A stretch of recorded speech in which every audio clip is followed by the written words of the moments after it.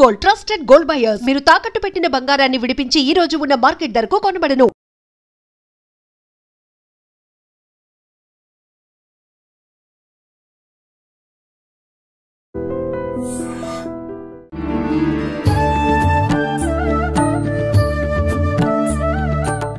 సాష్టాంగ ప్రణామములు స్వామీజీ.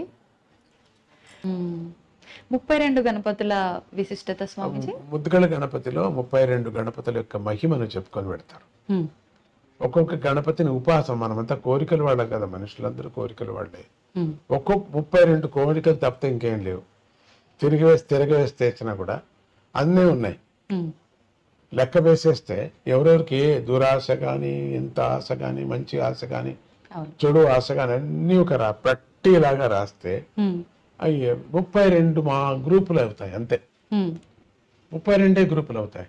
ఆ 32 గ్రూపులకు కూడా ఆ ఆశ తీరేటట్టుగా ఆ స్వామిని ముద్గల పురాణంలో తానే ఆ 32 వేషాలతో వచ్చి కాశీరాజుని భ్రమించి, కాశీరాజు తన యొక్క రాజ్యంలో తాను ఉండిపోతాడు, శివుడి యొక్క రాజ్యంలో తాను ఉండిపోతాడు, వరం ఇస్తాడు ఉండు అని. కానీ శివుడికి మాత్రం అక్కడ ఉండాలనిపిస్తుంది. దివోదాస్ అని ఆయన పేరు. ఆ దివోదాసుకు ఉండాలనిపిస్తుంది. ఆ దివోదాసు ఉండిపోతాడు అక్కడ, కాశీ వదలడు. శివుడికి మాత్రం కాశీ రావాలి. ఎందుకు? కాశీ మోక్ష ప్రధానమైనటువంటి, అన్ని ప్రళయం వచ్చినా కూడా త్రిశూలంలో పట్టుకుంటాడు. అటువంటి క్షేత్రాన్ని బోళాశంకరుడు కదా ఆత్మలింగాన్ని రావణుకి ఇచ్చేశాడు. తన రాజ్యాన్ని కూడా ఇచ్చాడు, తన ప్లేస్ అది ఇచ్చేశాడు. అప్పుడు మళ్ళీ అనిపించింది రావాలని.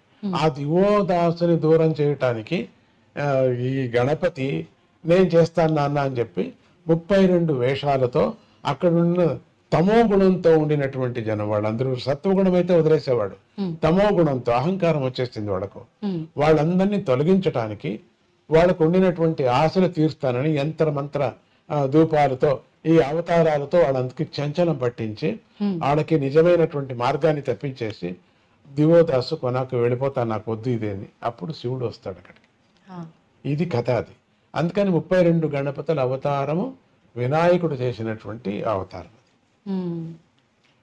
స్వామీజీ, మానవుల విషయానికి వస్తే కోరికలు సహజమే మీరు అన్నట్టుగా, కానీ పుట్టుక చావు అనేది కూడా అది సహజము, ఎవరికైనా తప్పదు అన్న విషయం తెలుసు, అది వాస్తవం. కానీ చావు అనగానే భయపడిపోతూ ఉంటారు. దీని గురించి ఏం చెప్తారు స్వామీజీ? ఎందుకంటే ఈ బంధం ఎక్కువ, దీని మీద ఆశ కదా, అందుకని ఈ ఆశను వదిలేసిపోతామే అని ఒక భయం. అందుకని ఈ సోఫా వదిలేసిపోతున్నాం, ఈ టీవీ వదిలేసిపోతున్నాం, ఈ గడియారం వదిలేసిపోతున్నాం, ఈ ఫోన్ వదిలేసిపోతున్నాం అని ఒక బెంగ, ఇవన్నీ వదిలేసిపోతాం. అందుకని భయం, చావు అంటే భయం. రెండోది, చచ్చేవాడిని అడిగితే బాగుంటుంది, కానీ వాడు వచ్చి చెప్పడు కదా. వచ్చేంత యముడు కనపడతారు, వాడుకు దూతలు కనపడతారు, అందుకని భయం. చనిపోవడానికి స్వామీజీ ఆ క్షణంలో కనపడతారు కాబట్టి భయం. ప్రాణ ప్రయాణ భవభీతి సమాకులస్య దీనస్య కృపయా తవ ఆగతస్య. అది అప్పుడు ప్రయాణం అయ్యేటప్పుడు, ప్రాణ ప్రయాణం అయ్యేటప్పుడు భీతి ఎక్కువ ఉంటుంది. అందుకని మామూలుగా కొంతమందికి ప్రాణము 9 ద్వారాలు ఎక్కడ పోతుందో తెలియదు, పటక్కన పోతుంది. జ్ఞానులకు మాత్రం ఎక్కడ పోతుంది, పోకపోయినా పగలు కొడతారు, కపాలంలో పోవాలా అని చెప్పేసి పగలు కొడతారు. కాబట్టి అప్పుడు అందరికీ కూడా ఈ ప్రపంచం మీద ఎక్కువ ఆశ ఉంది కాబట్టి దీన్ని వదలకోకుండా, బంధువుల మీద ఆశ ఉండదు, థింగ్స్ మీద, డబ్బు మీద ఫస్ట్. బంధువుల మీద ఓన్లీ 1% ఆర్ 2% అంతే. మిగతాదంతా 99 భాగాలంతా థింగ్స్ మీద, తిండి మీద, ఇవన్నీ వదిలేస్తున్నామని భయం. అవును స్వామీజీ. భక్తి అంటుంటారు, నిజంగా భగవంతుడి విషయంలో చూపించే భక్తి ఏ రకంగా ఉండాలి స్వామీజీ? భక్తి అంటే సమర్పణ భావం. రెండవ థాట్స్ లేనటువంటిది, నమ్మకం. ఇప్పుడు బస్సు నడుపుతున్నాడు, ఏ నమ్మకం మీద మీరు కూర్చున్నారు? పడవ నడుపుతున్నారు, ఏ నమ్మకం మీద మీరు కూర్చున్నారు? నమ్మకం. యాక్సిడెంట్ చేయొచ్చు, వేరే విచారంగా, అది వేరే. అంత నమ్మకము నీకు ఒక డ్రైవర్ మీద 45 మంది ప్రాణం ఎట్లా నమ్ముకున్నారో అన్నీ పోతాయి. ఎప్పుడూ యాక్సిడెంట్ ఏం కాదు కదా, ఏదో సందర్భానుసారంగా ఎట్లా నమ్ముకున్నామో ఆ నమ్మకమే భక్తి. అటువంటి భక్తిని పరమాత్మ మీద పెట్టాలి. ఎవరు తెలియనటువంటి ముక్కు ముసడి తెలియనటువంటి వాడికి 40 రూపాయలు ఇచ్చి చార్జ్ తీసుకుని వాడిని నువ్వు నమ్ముకొని కూర్చుంటావే, భగవంతుడి మీద ఎందుకు నమ్మకూడదు ఉంటుంది. ఇది పెద్ద ప్రయాణం మంది.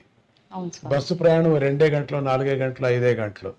ఈ మన ప్రయాణం, మనిషి ప్రయాణం జీవమాన పర్యంతరము. మనం నడిపేటువంటి డ్రైవర్ ఎవరు? భగవంతుడు. వాడిని నమ్మటమే భక్తి. స్వామీజీ, మనం ఒక మానవ జన్మ తీసుకున్నాము అని అంటే అసలు ఈ బంధాలు, బంధుత్వాలు, కోరికలు వీటిలోనే కొట్టుమిట్టాడుతున్నాం. నిజంగా ఇవన్నీ లేకుండా మోక్షం పొందడం, భగవంతుల్లో ఐక్యం అవడం కోసమే మానవ జన్మ తీసుకున్నాం అంటారు. ఏంటి స్వామీజీ అది నిజమైన? అదేం లేదు, ఇది అనుభవించాలి. ఎందుకంటే ముందుగానే ప్రశ్న అడిగారు, బుద్ధికా కర్మ, కర్మకా బుద్ధి. ఆ కర్మ ఉంది కదా, పోదు కదా. అందుకని దీన్ని అనుభవించటానికే మనం పుట్టాం. కర్మ బంధనం అనుభవించటానికి పుట్టాం. ఈ కోరిక, అందుకని ఈ కోరికలు వస్తాయి, ఒకదానికోటి పేర్కొని పోతున్నాయి కానీ వదిలించుకోవటం లేదు. అందుకని అన్ని కోరికలు వదిలేసి నువ్వు పరమాత్మ స్మరణ చేయ పెద్దలు చెప్పడం కారణం అదే. ప్రతినిత్యం ఒక కోరిక, ప్రతినిత్యం ఒక కోరిక, కొత్త కొత్త కోరిక. పాతవి మర్చిపోతున్నాం, కొత్తది కోరుతున్నాం. కానీ భగవంతుడు అట్లా కాదు, పాతది కూడా నెరవేరుస్తాడు. పాతది నెరవేర్చే పాతది నెరవేర్చాలని మళ్ళీ జన్మని ఎత్తాలి కదా. భగవంతుడు మాట అబద్ధం కాకూడదు కదా. నువ్వు అడిగావు కదా 3 రోజుల కిందట, కానీ చాలా కోర్టులో హీరింగ్ ఉంది, చాలా రోజులు అవుతాయి పట్టింది, ఇప్పుడు తీర్మానం అయింది, ఇప్పుడు నువ్వు అనుభవించు, నువ్వు లేవే, ఎత్తు జన్మ, నెక్స్ట్ అనుభవించు. అందుకని కోరికలే కోరకూడదు అనటం కారణం ఇదే. ఎత్తటం, జన్మ ఎత్తటం. ఎలా సాధ్యపడుతుంది స్వామీజీ కోరికలు లేని స్థితి రావటం అనేది? అందుకని కదా, స్థితి పడదు కాబట్టి మళ్ళీ జన్మలు ఎత్తుతూ ఉన్నాం. ఆ స్థితి రాదు. స్థితి రావాలంటే బలంగా మనం సద్గురువు నమ్ముకోవాలా, చెప్పినట్టు వినాలా. 10 కోరికలు ఒక కోరికైనా తీరని 9 కొట్టేస్తూ రావాలంతే. ఆ స్థితి రావటం అంటే మోక్షం పొందడమేనా స్వామీజీ? లేదు, ఆనందాన్ని పొందడం. ఆనందాన్ని, మోక్షం అంటే ఆనందం కదా, ఆనందాన్ని పొందడం. మీరు అది కావాలి ఇది కావాలంటే అయ్యలేదు. కోరికలు తీరాలా, హ్యాపీగానే ఉండాలా, అక్కడ కూడా హ్యాపీగా ఉండాలంటే వీలు లేదు. మనం చేసింది అక్కడ ఉంటుంది. అంటే మనం ఒక మనిషిగా ఉండి ఈ కోరికలు తీర్చుకుంటూ మళ్ళీ జన్మ రాకుండా ఉండాలి అని అంటే ఒక వ్యక్తి చేయాల్సిన కార్యం ఏంటి? అది గురువుని ఆశ్రయించాలా, గురువు చెప్పినట్టు వేదాంత వాక్యాన్ని వినాలా, ప్రాక్టీస్ చేయాలి. గృహస్థుడుగా ఏం చేయాలో ఆ ధర్మాన్ని చేయాలి. అంత మాత్రమే పాపం అది. అంత మాత్రం, దాంట్లో కూడా పాపం ఉంది, అంత మాత్రమే పాప పుణ్యాలు. అంత మాత్రంతోనే తృప్తిగా ఉండాలా. అది జీవనంతో శాంతిగా సమదృష్టితో ఉండాలా. ఊహపోహలు ఉండకూడదు. ఊహపోహలు ఒకరోజు నిజమైపోతాయి. అందుకని ఊహపోహలు కూడా ఉంటే బాగుండు, ఒకరోజు అయిపోతావు. ఊహలు కూడా లేదు. పరమాత్మనే భజిస్తూ ఉండాలి. అదే ఊహ. భగవంతుడిలో చేరాలి. అది మంచి మంచి కథలు, మంచి మంచి విచారాలు వింటూ ఉంటే దాంట్లో విహరిస్తూ ఉంటాయి. రేపు పొద్దున్న నీకు అదే కళ కనపడుతూ ఉంటుంది. మీరు పరీక్ష చేసి చూడండి మరి కావాలంటే. అదే ఊహలో ఉంటే ఇదే కనపడుతుంది మనకు. మళ్ళీ అదే కావాలి, మనకు అదే కావాలి, ఇట్లే ఉండాలి, అట్లే ఉండాలి అనిపిస్తుంది. ఈ ప్రపంచంలోనే ఉంటూ మోక్షం కావాలంటే ఎట్లా అవుతుంది? ఇంపాసిబుల్. అంటే ఖచ్చితంగా మనం జన్మ తీసుకుంటూనే ఉంటాం కానీ అదైతే సాధ్యపడదు. కోరికలు కోరుతున్నాం కాబట్టి. అవును, కోరికలు లేకుండా ఉండాలి మనం, అప్పుడు జన్మ తగ్గుతుంది. ఒకే రోజు తగ్గదు, ఒకటోటిగా పోతూ తగ్గిపోతుంది. స్వామీజీ, మనం చేసే కర్మను బట్టే మనకు జీవితం ఉంటుంది కదా మీరు అన్నట్టుగానే. ఇప్పుడు కానీ కొంతమంది చెప్తూ ఉంటారు స్వర్గం నరకం ఉంటుంది, మనం ఖచ్చితంగా దానికి సంబంధించి ఆ మూల్యాన్ని చెల్లించుకోవాల్సి ఉంటుంది అని చెప్పి. నిజంగా అవన్నీ నమ్మొచ్చు అంటారా? ఖండిత. ఇప్పుడు ఎందుకు నమ్ముతారైతే? కోర్టు కచేరీ ఉంది కదా ఇప్పుడు, ఎందుకు నమ్మాలి మనం? ఎవరు చేశారు ఇది? మనవాడు చేశారు కదా. ఎవరు మీరు? మనుషులే కదా. ఎవరు సంవిధానం చేసుకున్నారు? మనుషులే కదా. ఎవరు ఈ తీర్మానం చేశారు మంచిది చెడ్డదని? మనుషులే కదా. అట్లానే మంచిది చెడ్డది చేసిన వాళ్ళు ఆ దేవతలు మనకు చేశారు కాబట్టి ఇక్కడ నువ్వు తప్పించుకోవచ్చు, చాలా కష్టపడి తప్పించుకోవచ్చు. ఈరోజు ఏదేదో అందరిని చంపిన వాళ్ళంతా హాయిగా తిరుగుతున్నారు, తప్పించుకున్నట్టే కదా లెక్క వాళ్ళు. అయితే పరమాత్ముడి దృష్టిలో తప్పించుకోరు వాళ్ళు. వాళ్ళు అక్కడ ఉంది, అక్కడ అనుభవించక తప్పదు. స్వామీజీ, భగవంతుడికి సేవ చేయడంతో సమానమైనది మానవ సేవే అని అంటుంటారు. నిజంగా మానవుడికి సేవ చేసుకుంటే భగవంతుడికి సేవ ఖండితం. ఒకటి చేసినట్టు. నొప్పి పడిన వాటికి డీడీ పర్సన్కి అన్నం పెట్టడం మంచిదే కదా, ఒక కుక్కకి అన్నం పెట్టడం కూడా మంచిదే కదా. అది అన్ని దానిలోనూ పరమాత్మని చూడు అనే భావన ఎవరికి వచ్చిందో వాళ్ళు మానవ సేవ చేస్తున్నారు. భగవంతుడు అట్లే చూస్తున్నారు. వాళ్ళు మానవుల్లాగానే చూడటం లేదు, మానవుల్లో ఉండిన బాధ చూస్తున్నారు, మానవుల్లో ఉండిన ఆకలి చూస్తున్నారు. దానికి మనం సేవ చేస్తున్నాం. కాబట్టి పరమాత్ముడిని అన్ని జీవుల్లోనూ ప్రత్యక్షంగా అనుభవించి భోంచేసేవాడు. అబ్బా ఎంత బాగుంది, మనం ఏమిచ్చినా చాలు అనుభవిస్తున్నాడు. కాబట్టి పరమాత్ముడిని మానవుల్లోనే చూసుకో, మాధవ సేవ అన్నారు. స్వామీజీ, మీ గురించి చెప్పాలి అంటే భక్తుల మాటల్లో మేము చాలా వరకు చాలా గొప్పగా విన్నాం. నిజంగా ఇప్పుడు ఈ తరం వాళ్ళు ఒక 30-40 సంవత్సరాలు పైబడినాయంటేనే వారి నిత్య జీవితంలో చేసుకోవాల్సిన విధానాలు, ఆ పనులే సరిగ్గా చేసుకోలేకపోతూ ఉంటారు, ఇబ్బంది పడుతుంటారు. కానీ మీరు ఇప్పుడు చేసే ఈ పుణ్యకార్యాలు ఏదైతే ఉన్నాయో మేమందరం కూడా నిజంగా చాలా నేర్చుకోవాల్సిన విషయాలు. నిజంగా ఇదంతా ఎలా సాధ్యపడుతుంది స్వామీజీ? అది అమృతం, నీకు అమృతం ఎట్లా వచ్చింది అన్నట్టుగా ఉంది మీ మాట. వచ్చింది. నాకు ఎట్లా సాధ్యపడిందంటే, నేను వచ్చాను ఎట్లా వేసుకోవటం, ఏమయ్యా ఎట్లా వచ్చింది, వచ్చింది, అట్లా వచ్చేసింది. అంటే మీరు అది ఎలా వచ్చిందో సెలవిస్తే మాలాంటి వాళ్ళకు ఉపయోగపడుతుంది కదా స్వామీజీ. అయ్యా తీపు చెప్పు, తీపుని గురించి చెప్పు. ఓ చంద్రుడు, చంద్రుడు నీ శాంతిని గురించి చెప్పు. ఏ గంగా నీ పాపం వెళ్ళేది ఎట్లా చెప్పు. ఓ చల్లదనాన్ని గురించి కొంచెం ఎక్స్ప్లెయిన్ చేయలేము. అనుభవించు. 10 మందిని అనుభవిస్తున్నారు కదా, అదే నా అవతారం, అదే నా యొక్క వాళ్ళకి నేను ఇచ్చేటువంటిది. వాళ్ళు నా మీద ఆశపడుతున్నారు అంతగా, కాబట్టి అనుసరిస్తున్నారు వాళ్ళు.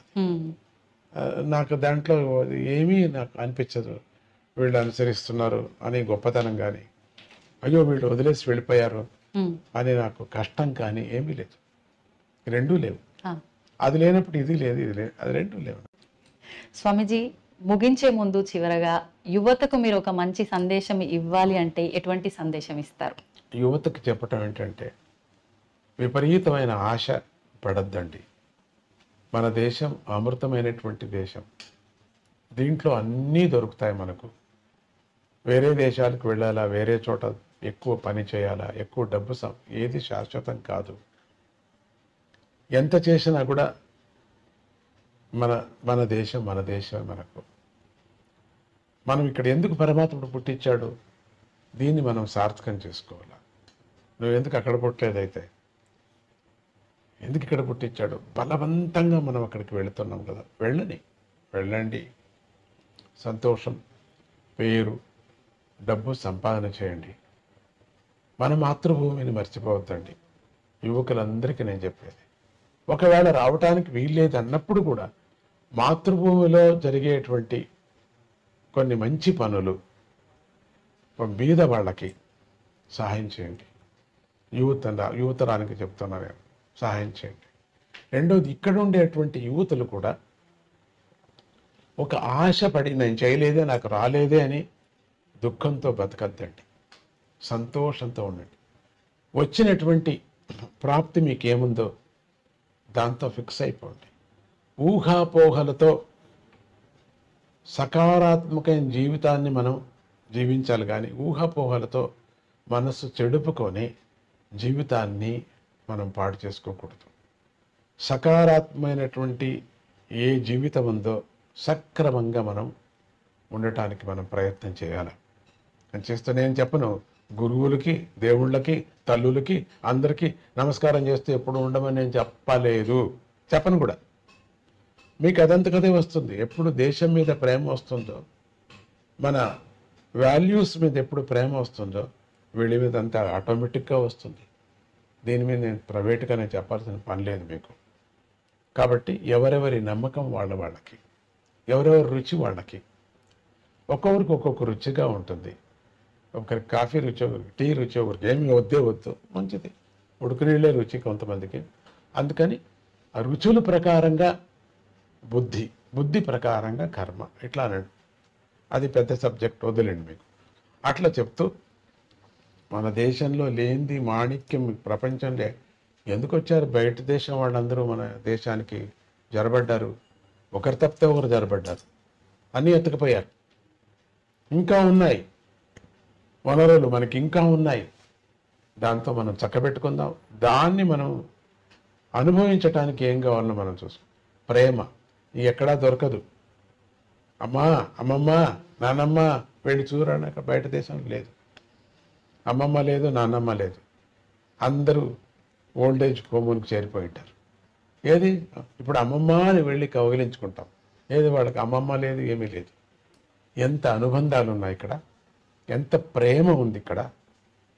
మరి ఎంత మంచి పంట పండుతుంది మనకు, ఎన్ని అభిమానాలు ఉన్నాయి మనకు.